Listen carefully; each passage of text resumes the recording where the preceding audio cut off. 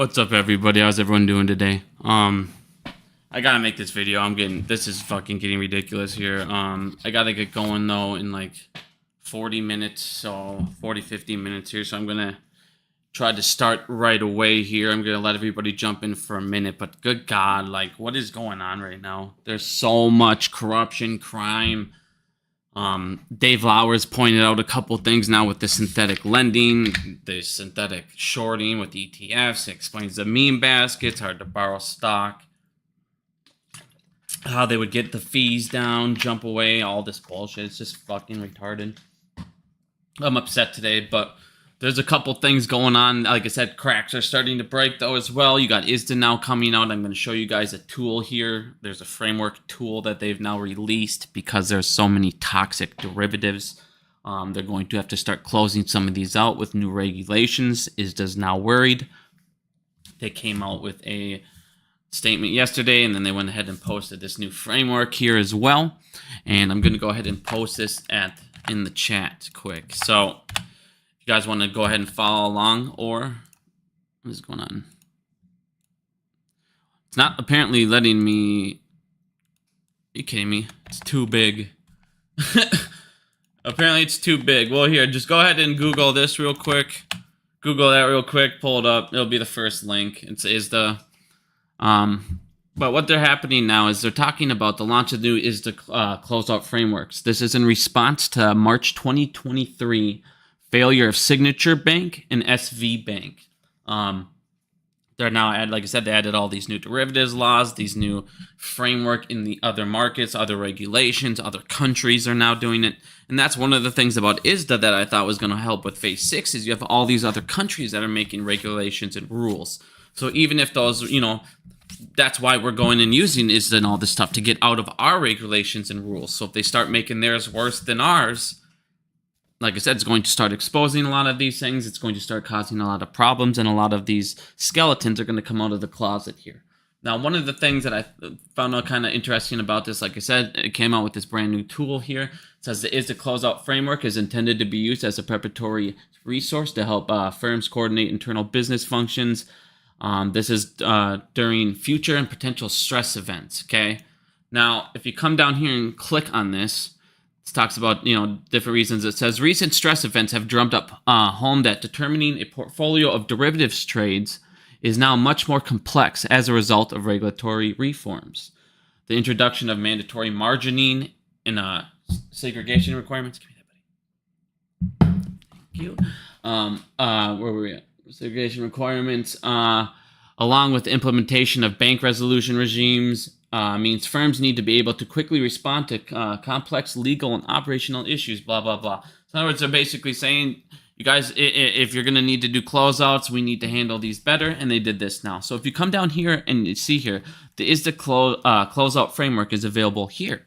Now, this is for ISDA firms that are under stress. You can actually click on the link here, and here it is. Default first trigger. So this is if you're going to default through ISDA from these contracts. You can actually click failure to pay, and it brings you to a different form. You can click on bankruptcy, come over here. You can start looking at all these things that they're going to start. They just started it in here. You have to click on it, do this, like make the whole thing. I'm not going to sit there and have you guys watch all this crap.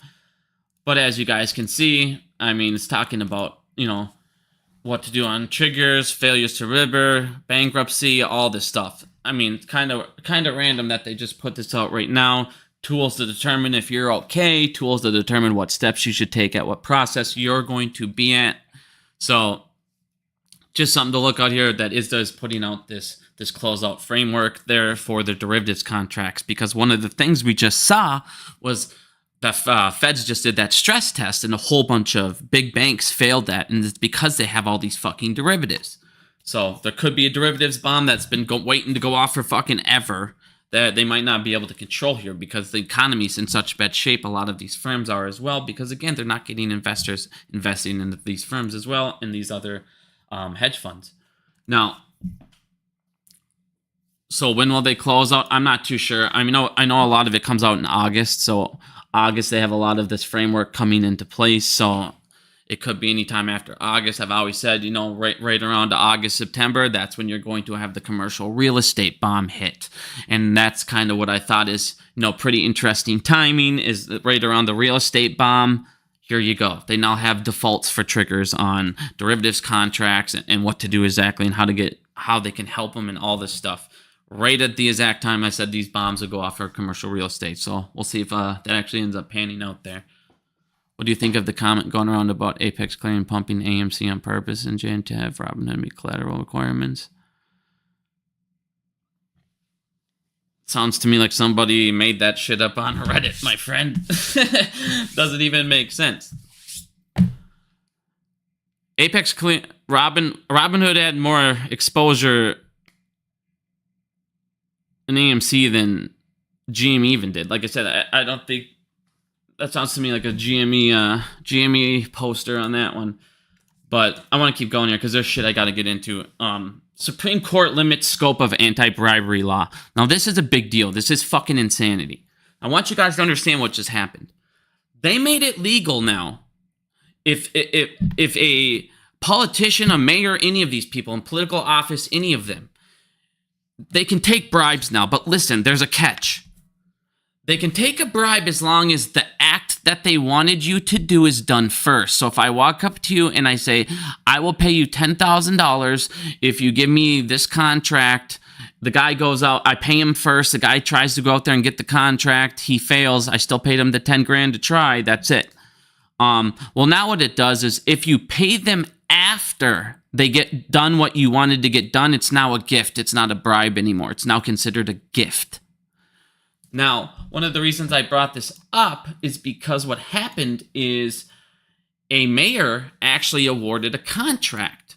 So what ended up happening, if you come down here, a mayor, and why this all happened, he ended up issuing out a contract, okay, and the contract was worth $1 million for new trash trucks for the city. So he gave it to a company.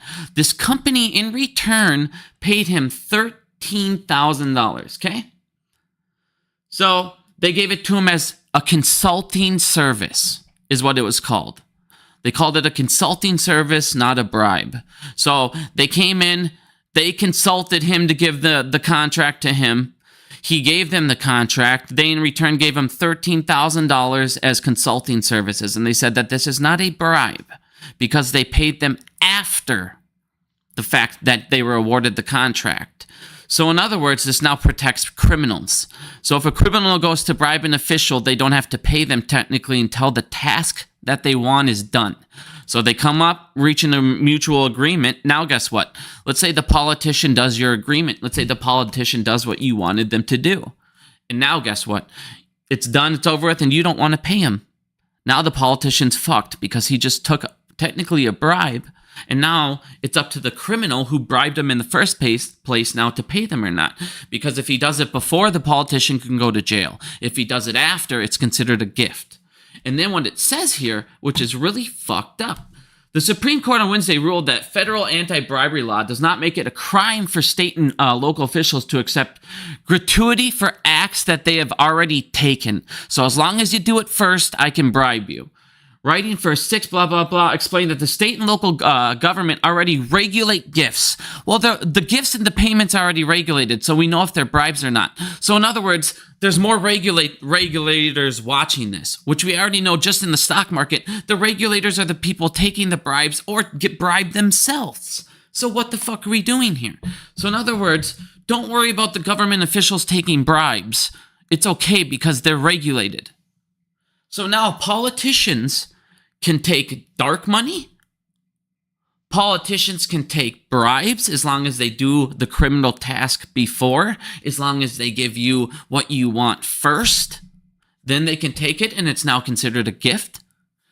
And on top of that, they're allowed to do insider trading. So when a corporation gives them insider trading information, when a corporation bribes them, all this is fine. It's all fine when a corporation goes over and pays them dark money. So in other words, one corporation can now bribe them, pay them dark money, and give them insider information. Who do you think that politician's going to work for? Are they going to work for you or the person that can pay them now legally in every fashionable way. I can give you insider trading information. I can now bribe you, and I can just give you fucking hundreds of thousands in the back end to your dark money campaign, and they're unanimous fucking donations. So people aren't even technically supposed to know what they're doing. Yay. So in other words, how does the government ever get fixed? How do your politicians, anyone ever start working for you when they keep making it easier and easier and easier for these people to bribe everyone? On top of that, you have this hearing yesterday. So this hearing comes out and it's about market reform. It's about, once again, if you guys look right here, omitting investment companies from certain fees. So in other words, people that can't pay fees, we're going to, instead of making you get margined, we're going to go ahead and not make you pay the fees. We're going to make more exemptions. Exemptions for this fee, exemptions for that, exemptions for this. Again, they're making more rules, more bullshit, all this crap for them. There's a couple things on the docket that were actually supposed to help us. They talked about payment for order flow. And here's the problem. Ken Griffin owns the entire fucking room. The only person in there that was fighting for us, fighting for actual changes, things that would benefit anyone else, what do you know? It was IEX. It was IEX. And they made great points. They showed facts. They showed out all of the execution, all this stuff. If you guys want to watch this meeting, it's right down here at the bottom. I'll post this in the link here. Like I said, watch this entire hearing, and this is a problem. You have a committee of idiots that have no idea how market structure works.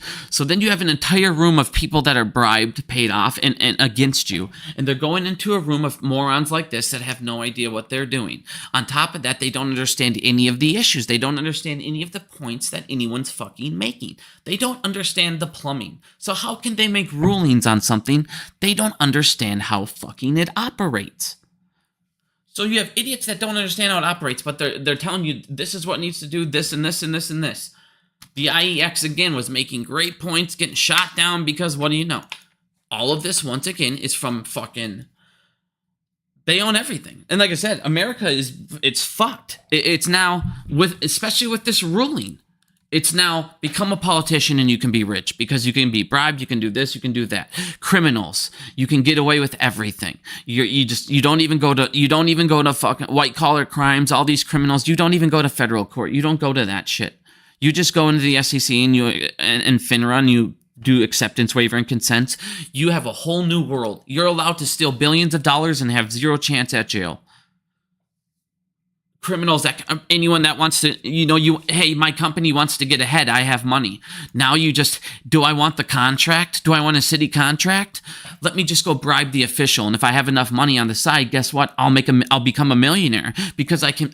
This guy he got $1 million contract because he paid $13,000. Not because his company was qualified. Not because they were like, oh man, cutting edge could they could save our company, our city money. They could save the taxpayer money. No, it's the only reason why is because they paid $13,000 to the fucking guy who awards the contracts. So in other words, now in the United States, if you want to get ahead, just have money and start paying people off and just do whatever the fuck you want. Break laws, do this, and you'll just get a slap on the wrist and whatever the fuck you steal, you're going to pay less in fines anyways. Maybe you go to jail for a year or two, but you'll come out a millionaire. I said, they're sitting here doing nothing but protect fucking criminals, giving them extra this, giving them extra that, allowing them to take fucking bribes. This is fucking ridiculous. This right here is the most fucked up thing I've ever seen. The U.S. Supreme Court just basically legalized bribery. Did you know you could give your local government official tips when they do things you like? Well, they think you can. In fact, if you're rich enough, says the U.S. Supreme Court, you can now pay off state and local government for acts that fit your policy preferences and advance your interest. You can give them lavishing gifts, send them on vacations, cut them a check, and you can do all this as long as the cash, gifts, and other these things they're done before, are provided after the service and not before. As long as plausible deniability of the meaning of the intent of the gratuity is maintained. So in other words, you can say, There's no chance at him getting prosecuted for a bribe. I can't get prosecuted for a bribe. There's no such thing as a bribe now. It protects me as the briber because I'm not committing a crime, and now I'm only just, there's nothing to look at. I'm just giving him a gift because he did something as a politician that I happen to like. Well, what do you mean? Well, he happened to pick my company for the contracts, and I happened to like that, so I donated him $13,000. Oh. It was consulting services. Consulting services. On top of that, like I said, it's a fucking gong show. You wonder why no one is like helping, no one does anything? Well, of course not. DTCC adds JPMorgan, UBS, Goldman Sachs, and New York Stock Exchange executives to their board of directors. So in other words, you just stuff the hen house full of foxes. You just put in 4 more fucking criminals on the board of directors at the DTCC. It is literally 100% criminals. It's the people who are doing the fucking crimes. All the people committing the crimes are being fucking just placed in regulatory bodies. And everyone going, why aren't the regulators helping us? Well, again, as we went over a week ago, OCC welcomes Citadel Security, Josh Woods, who's the CEO or CTO over at Citadel. He's like as high fucking up as you can get. Now he's on the OCC board. They're fucking stuffing it full of the foxes. I can't figure out why all the fucking chickens are dying. Where are they going? So then, before we even get to the joke that was the fucking presidential debate, this is fucking hilarious. So you come out here, you have JPMorgan come out and say, hey, we, or you have the feds come out and say, we did a stress test. JPMorgan fucking failed it. JPMorgan fucking failed it.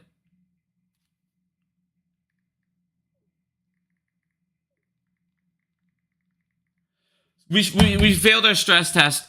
Our living will is not good enough. We have trillions in derivatives. We can't fucking do it. If we go, the whole world goes, blah, blah, blah. We have no contingency plan. We don't give a fuck, blah, blah, blah. So these 4 banks are fucked, and they have no escape plan. They have trillions in derivatives. Well, after the stress test result comes out, JPMorgan the other day holds a press conference, comes out and says, you guys, the Federal Reserve lied about our numbers. They're actually worse than what the Federal Reserve said. We failed the stress test even worse than what they told you. What? You just had JPMorgan come out, have a press conference telling on themselves that their numbers are bloated and the Federal Reserve lied for them. And then it comes down here and says, and then read this shit down here. It's hilarious. JPMorgan said that the Fed's projections for a measure called Other Comprehensive Income, which represents revenues, expenses, and losses that are excluded from net income, appears to be too large. So the losses that we're not counting versus the revenues that are coming in they're projecting us having more revenue when we actually have way less revenue and way more losses.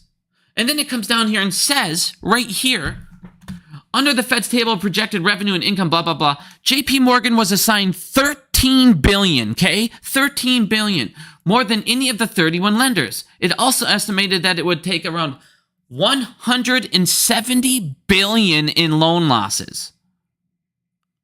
$107 billion in loan losses are coming their way. Like I said, JPMorgan's not this fucking fortress, dude. They all want to sit here and, oh my God, JPMorgan. And then every time they check into every single aspect about them. Now, the Federal Reserve stress test just came out 40 minutes ago. I just posted it. I just opened it. I haven't had time to look into it yet, but I will be breaking into this, and we will be having a video on this as well. But like I said, it's another gong show scenario. I mean, you even have each other turning on each other and telling on each other. They're lying. They're lying for us. We're actually shittier than we even say we are. Like I said, Everything is so fagoged. Numbers are so this and that and this and that. The only people that are losing are anyone that's a hardworking citizen that pays your fucking taxes and a law-abiding citizen. Because if you would just bribe somebody, you can get farther ahead in life. If you would commit white-collar crimes, you could get farther ahead in life and just pay a slap on the fucking wrist. If you were a banker, you could do anything you want and commit own a sex island with Jeffrey Epstein, right, JPMorgan? You can do anything you fucking want. There's the United States of citizens, and then there's the United States of the 1%. It said it is slavery now through fucking debt, and they're above the law. They're all above the fucking law, dude. This is ridiculous. And then you have a presidential debate yesterday. The fuck was that? Joe Biden, first of all, couldn't even make any sentence. Half the time he's talking, he's like, and then when he did that like 6-minute, and then talked about how he beat Medicare. Dude, what are we doing here? These guys clearly do not need to be running for president. We have a limit on age for president. You need to be this years old to be president. You should have an age restriction. You can't be this years old to be a fucking president, because clearly, what are we doing here? Hold on one second.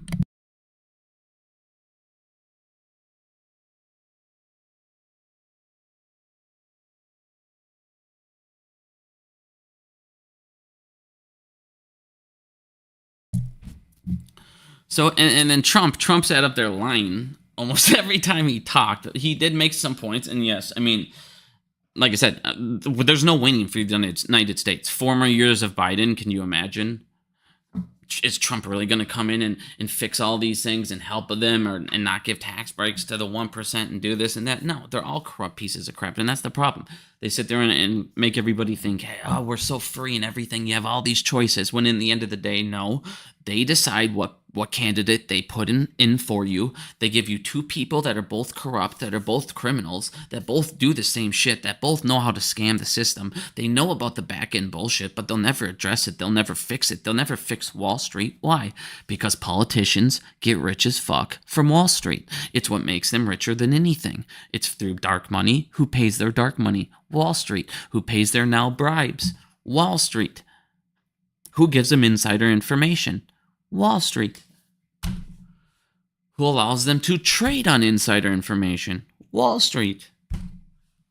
Like I said, this guy has no business being a president. Democrats, if you want to win, time to put someone else in. Like I said, this dude needs a retirement home. What's he going to be like mentally 4 years down the road, 2 years down the road, 3 years down the road? I don't like either candidate. But like I said, Jesus Christ. What are we doing here? At what point do the people say this is enough? Like what are we doing here? Everyone's lying about this. All the numbers are fake. NVIDIA, everything I've showed you. Literally, the only people losing are people that are going to work every day, doing their 9-to-5 jobs, paying their taxes, and just trying to be good, hardworking citizens. In the meantime, we're sending billions to Ukraine, everyone else, fucking over our entire country. Our homeless, our veterans are worse off now than ever. But I did want to show you guys something, because I just got a couple more things to show you, and then I'm going to get going here. Just wanted to make this kind of a quicker thing, but I want people to understand what's going on here with the ETF synthetic shorts. How do they keep shorting the stock? How do they short the stock, control the price? How do they do this without the short interest going up? How do they get 60% short volume? How is it 60% short volume, but the short interest on AMC doesn't rise, on GameStop doesn't rise? I'm going to show you right now how they do it. You can synthetically short ETFs. There's a reason why they made the meme stock baskets when they couldn't control the meme stocks. There's a reason why they always have new ETFs. There's a reason why you make ETFs when you can't control something. It's because you can synthetically short it through the ETF, and you can control it that way.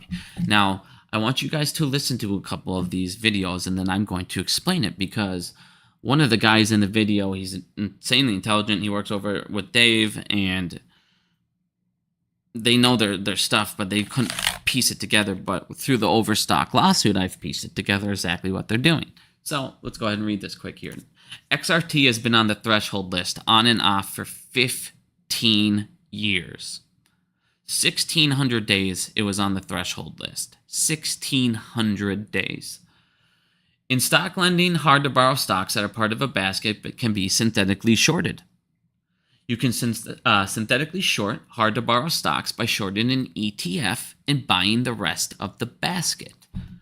Now, if you watch this video here real quick, he's going to explain a little more, and then I'll go ahead and post one more. It's basically been on for, call it 80% of 15 years. And I've never received a good answer why. I do believe, and I've had this told to me by people in the stock loan world, that you can use in stock lending, if you have a stock that's hard to borrow, that's part of the basket of XRT, that there's a way to create a synthetic short position where you're kind of short the basket and long everything that isn't in the basket, or the opposite of that. I guess you're long the basket and short everything in the basket except that one stock. You essentially synthetically short that one thing that you can't short. And so you create. So can you do that as a prime and then offer that as a locate? I would think that's the question. I don't know the answer to that. Okay. But to me, that seems like the most reasonable explanation of what's happening is you have some type of a synthetic desk, some Delta One desk at a bank that is engaged in these transactions that offers this as a source of locate. And that is something that I've been talking about forever, these synthetic locates. Now, if you look over here, I want you to listen to this one more time. Swap or synthetic lending. You know, the idea is that you can't get short. Some ticker in there is hard to borrow in the XRT, the S&P Retail 100. So you short the ETF, but somehow you have a long position on the basket of the other 99 stocks. So you're synthetically short that one ticker through this creation of this product. I'm convinced that's what's going on here. Otherwise, why would it happen? What's especially weird is that the SEC has. And this is what I've been talking about forever with these ETFs. And here's something that we learned through the Overstock lawsuit, and this is how they get away with it, everyone. I'm going to explain it to you very easily, and we're bringing out the whiteboard quick. Sorry, I had to talk to the wife. Hold on. Now, I'm going to show you guys exactly how the crime happens. Because when I heard this, and I read the Overstock lawsuit, and I read what they were doing with swaps, it's very, very easy to figure out. Now, how do you commit crime? How do you lower the price? How do you get the volume short without shorting, the stock itself to keep that high percentage? Okay, so you have a hedge fund here, and you have a bank, okay? Now, I've been talking to you guys for years about these master agreements, okay? This is done. Whatever. Master agreements, you know what I'm talking about. So you have a master agreement here between the hedge fund and your banker, okay? Now this bank, if they're doing the synthetic stuff, okay? Now let's say you're this banker over here, and now you're the synthetic part. You're the synthetic lender over here, part of the bank. Now what they're doing is you come over here and you get an agreement going with the synthetic part, okay? Now, what you want to do in this agreement is you do flex options, married puts, and you do buy rights, okay? Buy rights. Now, if you do buy rights, this makes it so you don't pay taxes. So you don't have to pay any taxes. The flex options give you the shares. Okay? Now with a flex option, look.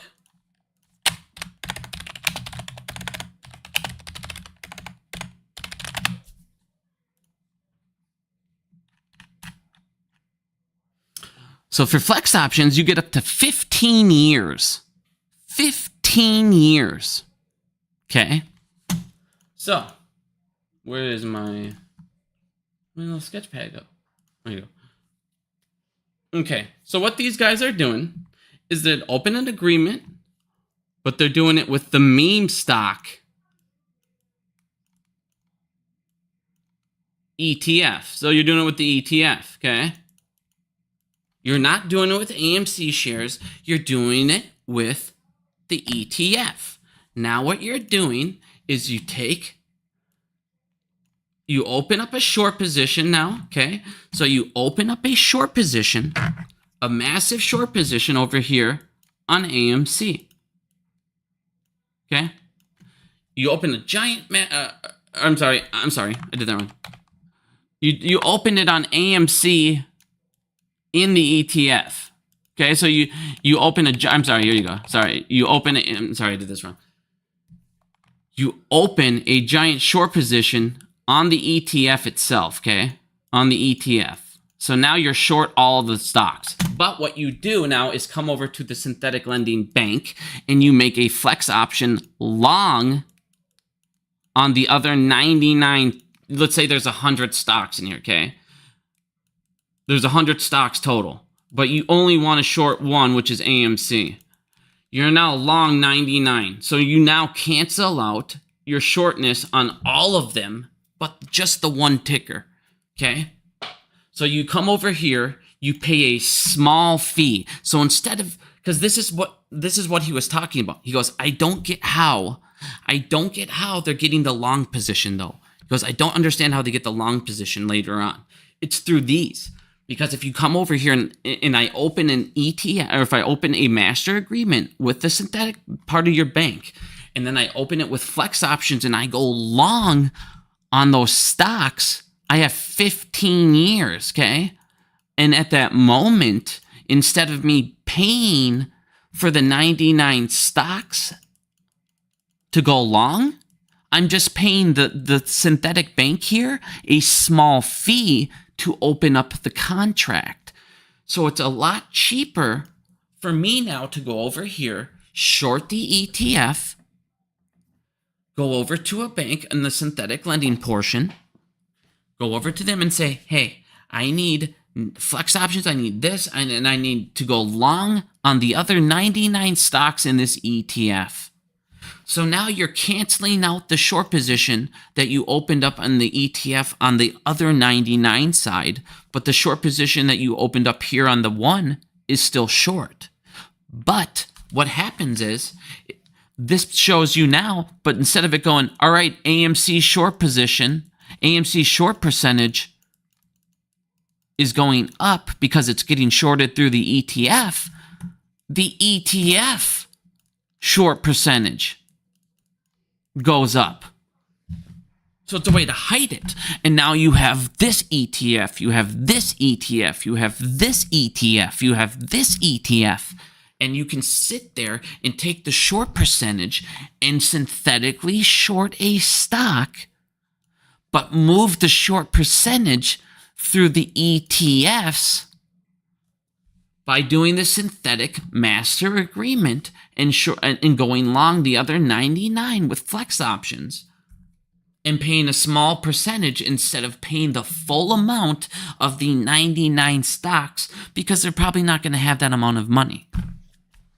But I can pay a small fee, and now, like I said, I'm long. So as he was talking about how they, how are they going long and using them as locates? Well, if you have a bank using them as locates, the synthetic side, there you go. And now they're opening up an agreement, and now you're long on the other side through the flex options.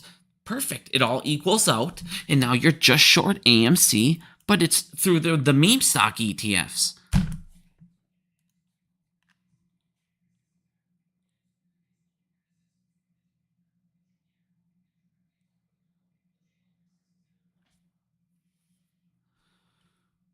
But now you know how you now can short a stock, and you now understand why when things get out of control, what's the first thing they do? They create ETFs.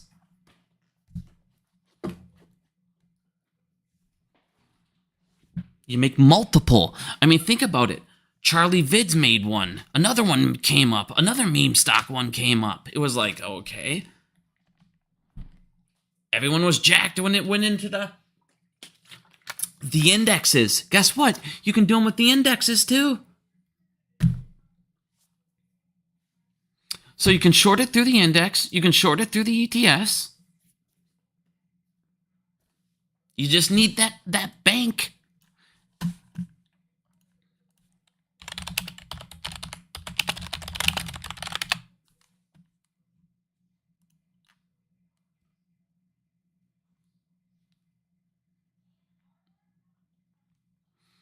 Just looking at these synthetic risk transfers. But does everybody understand what I'm talking about with how you can short now through this? And should I move on from this? Does this all make sense to everybody? Like I said, this is unbelievable. But you're only allowed to do this when it's hard to borrow. So every time we're all celebrating, man, AMC's hard to borrow, GameStop's hard to borrow, and the next thing you notice, it's off the hard to borrow list. They get through it. They still control the price. Everyone goes, well, hard to borrow doesn't matter. It doesn't seem to do anything. It doesn't seem to help us. That's because the second they're hard to borrow, this area turns on. It's a loophole. It's a gray area. Suddenly, this is now able to be permitted. So, like I said, what the fuck is going? Like they have, like I said, this is fucking ridiculous.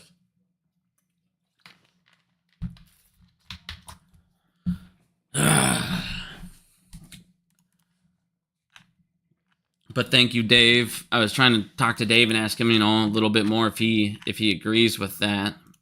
I'll get a hold of him later on, but I'll send him a DM. But yeah, that's what I was asking Dave today. I'm like, so after I saw this video, I was like, okay, if they can synthetically short an ETF, can't they just go and get locates through fucking ISDA agreements? Can't they just go and get, if they can short the one, they short 100. Every time you short the ETF, you're technically going short 100 stocks. Go over and get an ETF for a small ass fee, or an agreement for a small ass fee for the other 99. What a joke. Like I said, what a fucking joke. And it all makes sense. It all makes sense every time we are hard to borrow. Every time the fees go up and then just rapidly drop down. How? It's just like that. I mean, what a joke. And then on top of that, the Supreme Court, instead of people going after the people committing crimes, what do you know? Well, now they're going to go ahead. Supreme Court claws back the SEC enforcement's power. Now, this is good, and it's bad, because one of the things... So this is good because, the SEC now, they're not just going to go through their in-house on fraud. Their conviction, obviously, in-house went skyrocketing up. Technically, you should be able to have a jury before your peers. Now, one reason why I think this is very good. Let's say fraud happens, okay? I want people to listen to this, because this could be insanely beneficial for us in a sense. Let's say fraud happens and the person goes, I want a trial. I want a trial, because this basically gives you the right. You can go in-house with the SEC, or you can ask for a trial. So the reason it also gives you the option is if you go in-house with the SEC, they're going to obviously give you a way reduced sentence, a way reduced bribe. So again, that's why it's bad. Because now these people can get away with paying even less if they go, no, I don't want to go through the court system. I want to go through the SEC's in-house. The SEC, will you give me a discount? So that's where it's bad. But at the same time, when people should be able to have something. But what also is good about this is if there is a trial case and somebody's intertwined pretty good, it might lead to discovery. It might lead to, all right, we need to, hey, this guy said this, we need to check that you're not doing this. So it could lead to discovery of other things that we don't even know about yet. So this is good in the sense, again, you should, like, people that, okay, here you go, for people, from Torchlight and John Brada just got charged. Well, he now can, instead of just getting fucked over by the SEC, he can now go to a jury trial. So people that, so that there's an example on how it could be good. If he didn't do anything wrong, he can now go to trial, get it, get off scotch-free instead of going to the people who accused him and just basically having no chance. So it is good, but again, another thing that, and another reason why I want to talk about this too, that could be good about speaking about that in discovery. They said that this rule, if, after it gets enforced and talked about more and things like that, it could end up falling into other agencies. That could be the biggest thing, you guys, we could ever hear. So, in other words, where is it? Oh, it talks about moving into like the FINRA. It talks about moving into, here you go. It could also spill into, describe the impacts of the SEC. Wait, where the hell is it? Oh, it could move into the other scopes of other branches. It talks about moving into the SEC, other regulatory bodies. It could have an effect in moving into other regulatory bodies now, which means that they could now all be going to federal court instead of just getting fined. Well, that's what we want. We want these guys in court. They shouldn't be fucking going and being able to just sign an acceptance waiver and consent. So, again, we need more of these guys going to court to actually be held accountable. And you're only going to be able to do that by making it so all these regulatory bodies don't just do it in-house. They should be sending these guys to federal court. It should be going to the court systems. They should be getting tried. And like I said, this is all shit that should have been done a long time ago. But no, everything's to protect criminals. Now, one of the last things I did want to talk about, because I've been talking about this forever. A firm they're gonna take a huge hit. Like I said, I have a position. I have to be, as long as you're open about it, transparent. Yes, I do have a position on the downside for a firm, and it's far out, but I do have a position, so I do need to say that. I believe a firm is going to go down because it's a Ponzi scheme, and it's just like all those other ones that I showed you. Fuck, what was it called? It was not Lending Tree. Was it Lending Tree? I can't remember that lending site that I showed you, the other one. It's the exact same thing. They don't check. It doesn't affect your credit score. Buy now, pay later. Well, this came out what? Yesterday. Buy now, pay later debt could become a problem for the United States economy. The number of buy now, pay later loans increased 1,100% between 2029 and 2021. And now, people aren't paying those. They're not going to pay those. And I showed you the total that it got up to. It was hundreds of billions. You have hundreds of billions in bad loans. But the problem with the buy now, pay later, I showed you, it's tied to your pension funds. So when this bomb goes out and you have a pension fund, guys, this is why I show you this type of stuff. If your pension fund, it can 1,000% be affected by this. The number one people who back buy now, pay later loans are pension funds.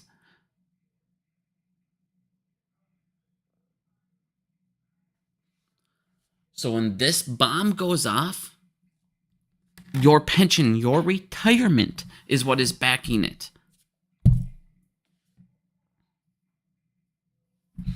Dave Lauer acts like he's playing both sides. Dave Lauer has been in this dude for like 20 years fighting this shit. If anyone here talks shit about Dave Lauer, you're literally retarded. The guy, it was literally one of the Flash boys. Dave Lauer every day, he's the only one that goes and fights market reform. You guys want him to be me. Here's the thing I'll say about Dave Lauer. He's the CEO of a company. He's not going to be me. He's not going to go storming around. He's not going to swear. He's not going to call names. Dave Lauer needs to have respectful conversations with Gary Gensler and all of these people, because if he doesn't, we don't get our say anymore. And people don't understand with Dave and all these, with what he's doing at Irvin Finance. Dave has literally already made regulations, helped regulations pass in favor for us. He's already made drastic changes. Dave Lauer is 1,000% on retail side, but he also needs to be respectable or he won't have a seat at the table. And he's the only one of us that have a seat at the table. So I know you guys want him to be like me and swear and scream and call these guys out and do this and that. But dude, if he does that, then like I said, the only voice we have at the table is gone. Sometimes you got to look at the bigger picture, man. It's not about just storming around it all the time. But we as citizens need to do something. We can't just sit here and every day complain about it as it gets worse. As now they say it's okay to legally bribe people. It's okay to pay $10 billion in dark money as dark money tops.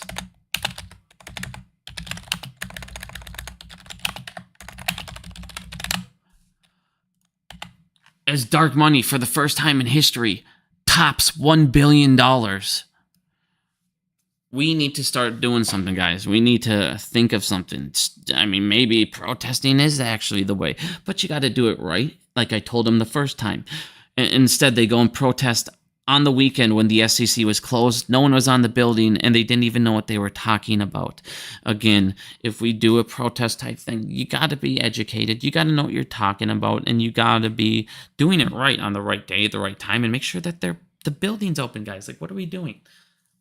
But again, another discussion for another day, but I do need to go. We have a baby appointment at 1, so I do have to run to that. So thank you guys very much for listening. I did want to show you all this corruption. Once again, JPMorgan, quick little recap. Oh, I'm sorry. I skipped this too, you guys. I skipped this right away. If you're an AMC, we are kicking ass. The box office was struggling. The box office sucked. And now we're turning it around, completely turning it around. We're up to 1.773. Inside Out 2 has been a huge factor in that. Once again, I believe easily with this weekend, you have A Quiet Place. You also have Horizon 1, along with Inside Out 2 as well, still going.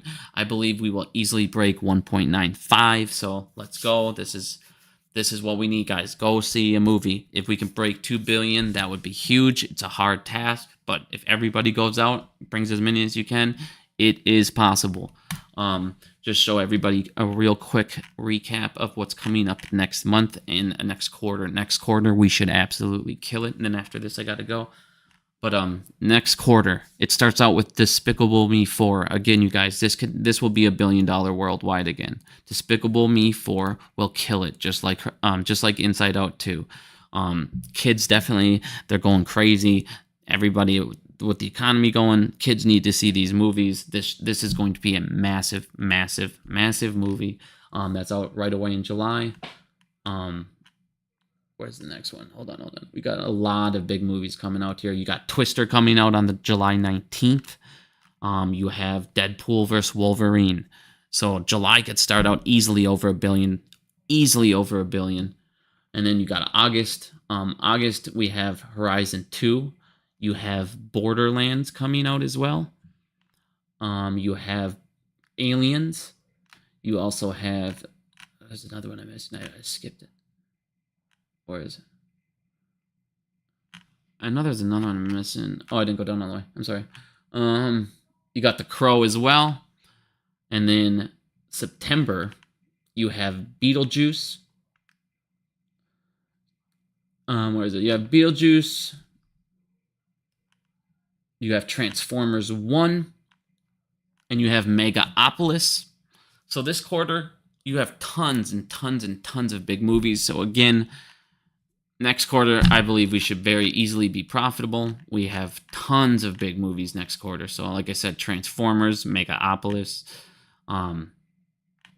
Beetlejuice. Where was it? Like I said, we have a lot of good movies here. So again, nothing but recovery going forward here for the box office for us. So thank you guys for listening. Hope you all have a great night. But I just wanted to make sure everybody saw just how much corruption this is, just how deep they're embedding themselves in the DTC, see what all the Supreme Court's doing. This is, and like I said, guys, don't sleep on this ISDA tool. They're scared of the derivatives bomb. They